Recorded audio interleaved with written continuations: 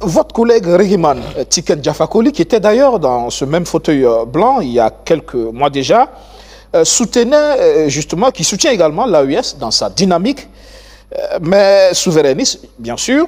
Mais lui, par contre, dénonce des violations des libertés d'expression. Vous le comprenez dans cette inquiétude? Il a fait une chanson d'ailleurs dans ce sens. Bon, écoutez, moi, on m'amène souvent à commenter cette sortie de Tiken Diafakoli, mais je vais en parler. Vous savez, pour moi, on ne peut pas demander plus de démocratie et de liberté à un pays ou à un président qui voit son peuple se faire massacrer tous les jours. On ne peut pas donner la liberté aux gens qui veulent discréditer le combat d'un président qui est la cible de l'impérialisme. On ne peut pas, au regard de tout ce qui se passe au Burkina Faso, le Burkina est en guerre. Les pays de l'AES sont en guerre, il faut le reconnaître. La guerre justifie tout? La guerre, je l'ai dit tout à l'heure, la guerre nous amène à mettre la patrie au-dessus de tout. Les considérations ou les libertés individuelles, pour moi, s'effacent devant les intérêts du peuple. Et les grandes actions des hommes effacent leurs erreurs. Aucune révolution n'a été parfaite. Tous les grands révolutionnaires dans ce monde ont commis ou leur révolution a été émaillée de quelques ratés. On ne peut pas aujourd'hui tenir rigueur à ces trois hommes, connaissant le face-à-face qu'ils ont eu avec l'impérialisme, avec les Français, je peux le dire ainsi, les tenir rigueur parce qu'ils ont refusé la liberté à telle personne de cracher sur eux ou de cracher sur le mode de gouvernance qu'ils imposent au pays. Moi, je pense que, franchement, il faut qu'on ait de la retenue parfois dans ce qu'on dit. Quand on porte une voix, il faut avoir de la retenue. Il faut avoir le sens élevé de la lutte. Parce que quand on dit qu'on est un révolutionnaire, qu'on est quelqu'un qui se bat pour le panafricanisme, il faudrait mesurer le pour et le contre de la révolution. Parce que quand on est dans une révolution, il faudrait comprendre aussi qu'il y a des contre-révolutionnaires. Il y a des gens qui sont toujours contre la révolution. En France, en 1945, il y avait des Français qui infiltraient des mouvements de résistance français pour donner des renseignements aux Allemands. Et ça, on le sait, après la guerre. Mais c'est des gens qui ont été pendus au poteau, qui ont été exécutés, parce que c'était des traîtres. Donc c'est pour vous dire que dans toute lutte, il y a toujours des traîtres endogènes, des ennemis endogènes. Donc vous ne pouvez pas demander plus de liberté à un président ou à des présidents qui font face à une guerre. Donc moi je pense que, à mon avis... Ceux qui réclament ces espaces de liberté estiment que c'est également au nom de la défense des intérêts du peuple et du pays. Oui, mais le pays, est-ce que... Est-ce que c'est antagonique? Est-ce que c'est un problème s'exprimer, par exemple, sur juste la gouvernance pour dire, par exemple, attention, la façon de gérer les ressources ici peuvent nous amener à avoir un problème de ressources pour faire la guerre, par exemple. Est-ce que ce type de critique, non, il est mauvais? Non, moi, je ne parle pas de ça. Vous m'avez parlé de la sortie de Tiken. Tout à fait. Et ce que j'ai écouté de lui, ça ne parle pas de ressources. Est-ce que la gestion de cette...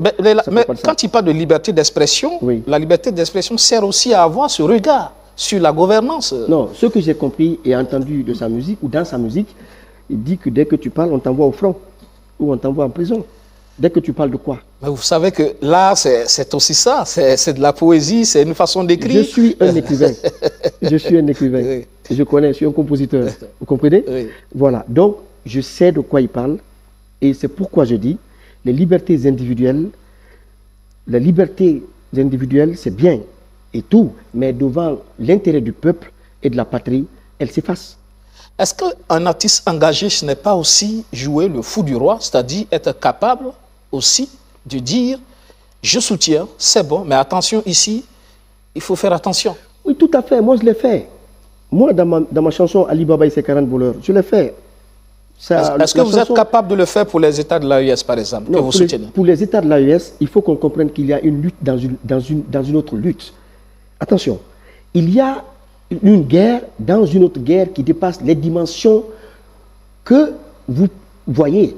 La dimension de la guerre dans laquelle vous êtes aujourd'hui au Burkina Faso dépasse ce que certains réclament comme liberté individuelle qu'on doit accorder à certaines personnes par rapport aux propos qu'ils veulent tenir ou qu'ils souhaiteraient tenir sur la conduite de la transition. Parce que est-ce que ces propos, il y a une guerre. Est-ce que c'est forcément pour détruire? Est-ce que ce n'est pas pour arranger, pour contribuer à arranger ces propos? Il y a aussi des propos qui contribuent à arranger, mais il y a des libertés. Quand on donne à certaines personnes, ça contribue à détruire.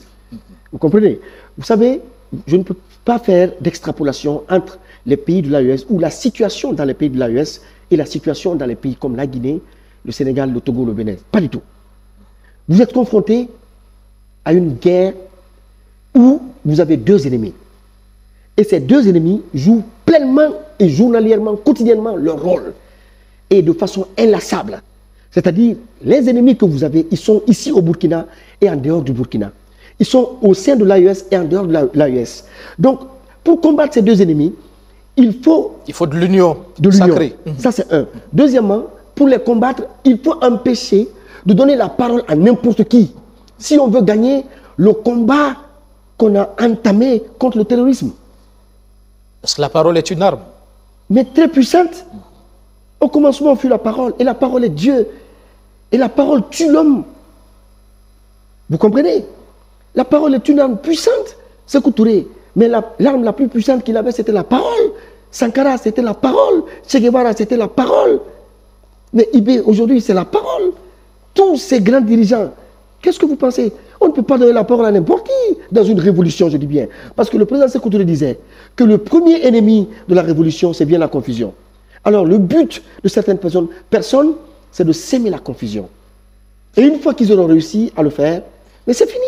Mais est-ce que justement, il ne faut pas faire la différence entre les ennemis, la nation, et ceux-là qui ne sont pas forcément des ennemis, mais qui ont le courage de dire certaines vérités pour que ça s'améliore, pour que ça aille mieux? Est-ce qu'on ne met pas tout le monde dans le même sac? Non, mais vous savez, peut-être que vous cernez mieux la situation du Burkina que moi. Peut-être parce que tout a commencé devant vous. Je viens au Burkina depuis 2009. Tout a commencé devant vous. Et vous cernez mieux. Vous avez les tenants et les aboutissants. Mais ce que je sais, de ma compréhension des choses, si je suis dans ce combat, si je me suis engagé dans ce combat, c'est parce que je me suis dit que le plus grand combat à mener aujourd'hui, c'est de faire en sorte que ces pays soient débarrassés de ces agressions, de ces terroristes, de ces agresseurs. Ça, c'est indéniable. Exactement. Ça, c'est mon premier combat. Et que ce pays recouvre l'intégralité de son territoire. Et afin de jouir pleinement de sa souveraineté. Ça, c'est moi mon combat. Ensuite, par rapport à ce qui se passe maintenant à l'interne, aux gens qui ne sont pas d'accord sur la conduite de la transition à l'interne, je ne peux pas trop m'avancer dans ça. Parce que je pense que j'ai déjà donné mon avis. Tout à fait. Je comprends bien votre position. Et elle est noble, elle est juste. Je pense que tous les Burkinabés partagent cette position, qui est qu'on a des ennemis et on doit pouvoir justement se mettre ensemble pour combattre ces ennemis de la nation. Ça, c'est clair. Et on vous dit merci justement pour cet accompagnement, pour ce soutien, justement. Alors, pro-démocrate ou pro-coup d'État? Attention, je l'ai dit tout à l'heure. Je suis pro-démocrate, oui. J'ai chanté la démocratie, oui. La démocratie, la liberté ne peuvent pas se donner à un peuple qui est en guerre, un peuple qui se fait menacer, agresser, tuer journalièrement. Et j'ai dit tout à l'heure que la démocratie était une denrée que tout président démocratiquement élu doit donner à son peuple. Mais la sécurisation du peuple va au-delà même du denrée qu'on doit donner au peuple. C'est une obligation que tout dirigeant doit garantir à son peuple. Donc, pour moi, la différence entre la démocratie et la sécurisation du territoire se situe à ce niveau. La démocratie, on doit la donner. La sécurisation du territoire, on doit la garantir. Est-ce qu'on ne peut pas garantir la sécurisation du territoire dans un système démocratique? Oui, mais ce n'est pas le cas dans vos pays. Ce n'est pas le cas dans vos pays. Est-ce que les présidents qui sont arrivés à la tête du Burkina Faso, qui étaient démocratiquement élus, est-ce que ces présidents ont mis fin à ces tueries? dans les différents villages du Burkina, dans les différentes contrées du Burkina Faso? Est-ce que c'était leur préoccupation? Est-ce que c'était leur priorité? Ils étaient occupés à animer la vie politique du Burkina. Attention, aujourd'hui, vous êtes amenés à vous concentrer 70 ou 80% de votre énergie sur des agressions que vous subissez, des morts que vous orchestrez, que vous enregistrez, et des attaques que vous orchestrez. À comment trouver des stratégies pour repousser ces ennemis du Burkina? Moi, je pense que c'est là la vraie question. Donc, pour vous, les régimes d'exception sied mieux, justement, pour des pays en guerre que la démocratie? Je n'ai pas compris. Vous estimez que les régimes d'exception sont adaptés à ce type de combat que les démocraties? Ben, naturellement. Naturellement, si le régime d'exception a dans sa trajectoire la volonté de sécuriser le pays, la volonté de redonner au pays et au territoire sa souveraineté, sa pleine souveraineté, mais je crois que c'est tout à fait légitime et normal pour le peuple de l'accompagner et d'être en adéquation avec lui. D'accord. Alors, je vois en Guinée, vous avez soutenu au départ le colonel Mamadi Doumbouya. Tout à fait. Aujourd'hui, vous le dénoncez. Tout à fait. Alors, vous dites que la Guinée vit une des périodes les plus sombres de son histoire. Tout à fait. Dans un monde aussi moderne. Aussi moderne. Qu'est-ce qui n'a pas marché finalement? Eh bien, ce qui n'a pas marché, c'est que le président Mamadi Doumbouya, qui est venu à la tête du pouvoir le 5 septembre, que nous avons tous acclamé parce que nous pensions qu'il avait mis fin à une dictature, qu'il avait mis fin à un régime qui bâillonnait les Guinéens, à un régime qui avait imposé un troisième mandat aux Guinéens au prix du sang, au prix de la vie de plusieurs de nos concitoyens. Alors nous pensions que le discours qui avait été tenu, dans lequel on a entendu des propos du genre « on est venu parce qu'on veut mettre fin à la gabégie, on veut mettre fin à l'injustice, on veut mettre fin justement à tous les maux qui gangrènent notre société », nous on a adhéré à ce combat, on a adhéré à ce discours. Mais avec l'évolution des choses, on a compris que la charte qui a été mise en place, qui en son article 46 disait qu'après la transition, aucun membre de la transition ni du CNT n'allait être candidat, n'allait se porter candidat aux échéances électorales. Nous avons constaté aussi que les 10 points qui avaient été élaborés, sur lesquels la transition allait se dérouler, ont été violés. Nous avons constaté que le CNT, avec la complicité justement de son président, a mis un avant-projet en place que je traite de chiffon, dans lequel il y a un article qui permet la candidature indépendante. Ça, c'est un boulevard qu'ils ouvrent pour permettre la candidature du président Mamadi Doumbouya.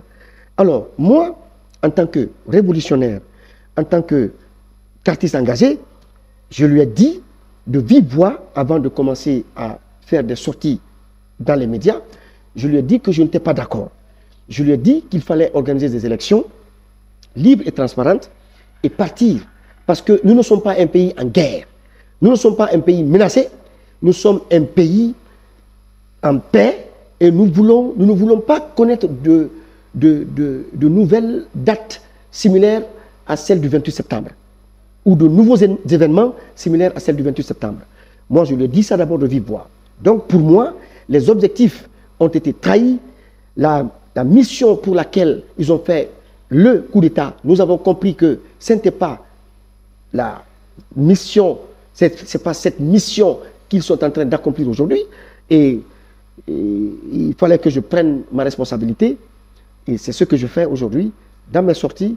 Et je crois que je joue dignement et pleinement mon rôle. Et dans tous les pays où je vais, je le dénonce. Comme quoi le pouvoir finit par corrompre. Tout à fait. Oui.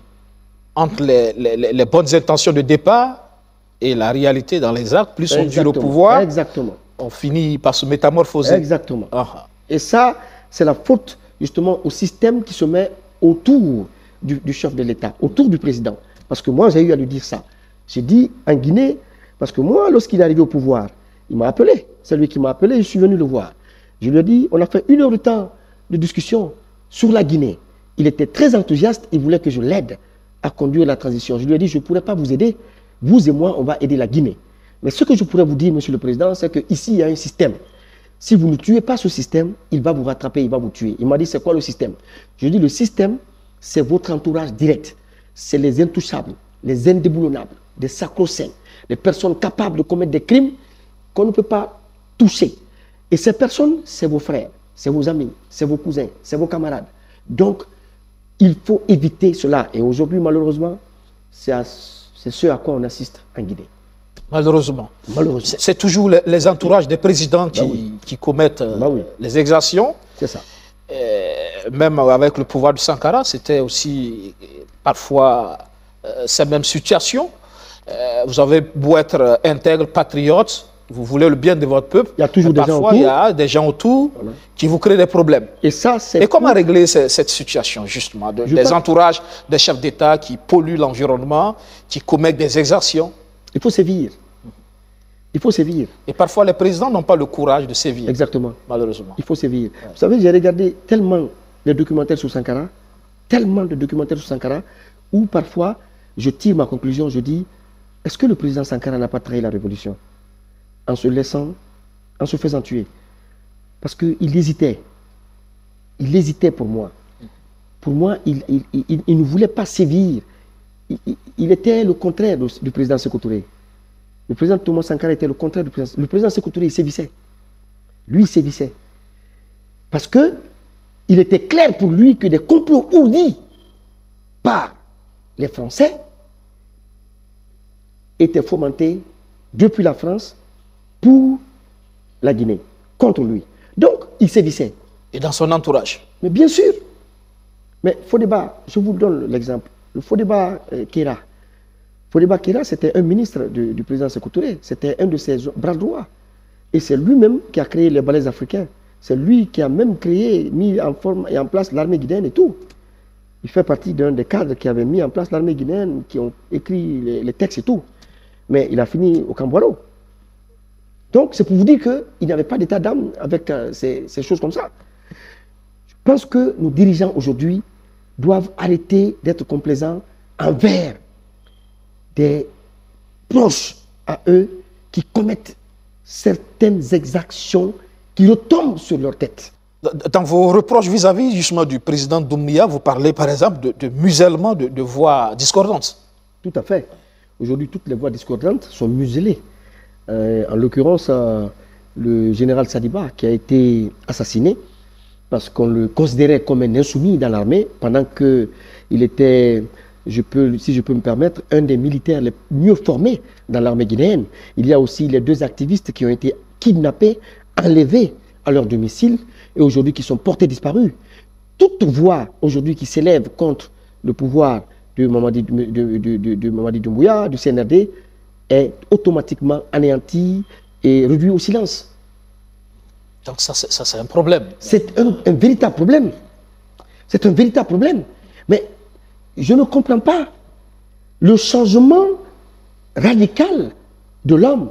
Je ne comprends pas parce que ce n'était pas les intentions de départ. Il n'était pas parti pour rester... On n'était pas parti, je ne dirais pas ils ont. Parce que vous vous sentez concerné. Non, il y avait l'adhésion du peuple. Je me sens concerné. Et je me sens d'ailleurs coupable et responsable en partie parce que j'ai fait la promotion, je l'ai accompagné. Vous avez donné votre pleine confiance. Mais oui. Parce que nous avons amené le peuple à adhérer. Nous avons amené le peuple à croire et à accompagner. Mais aujourd'hui, c'est une trahison. C'est une chasse aux sorcières. Et voilà. Assez compliqué en tout cas pour la Guinée. Récemment, j'étais avec des confrères guinéens qui me parlaient aussi de la situation de la presse dans votre pays également. Je pense que les médias aussi sont frappés par cette situation. Fermés. Médias fermés. Médias en tout cas qui ne va pas dans la logique du CNRD. Fermés. Pendant qu'il y a des ministres aujourd'hui au sein du CNRD qui, sous le régime du président Alpha Condé, se servaient de ces médias pour insulter Alpha Condé, se servaient de ces médias pour critiquer avec des paroles très acerbes et impitoyables à l'endroit du pouvoir du régime d'Alpha Condé. Et ce que je ne comprends pas, Alpha Condé, que nous avons tous combattu, nous, lorsque nous étions en prison, au FNDC, lorsqu'on avait été arrêtés, les médias avaient la possibilité de filmer les manifestations. Il y avait plus d'1 million de personnes dans les rues. Et ces images faisaient le tour du monde. Quel est ce président qui va accepter que ses adversaires, ses opposants fassent des manifestations filmées dans la rue et qui soient vues par le monde entier pour discréditer son pouvoir? Mais lui, il a laissé faire. Mais celui qui est venu pour nous sauver de cette dictature d'Alpha Condé empêche que cela soit fait. Paradoxe. Paradoxe. Voilà.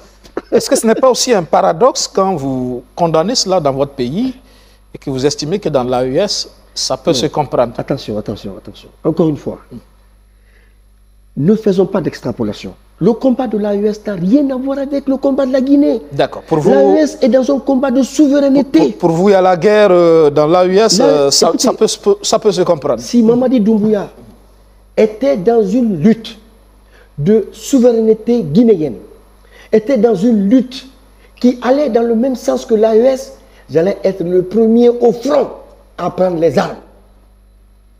Ce n'est pas la même chose.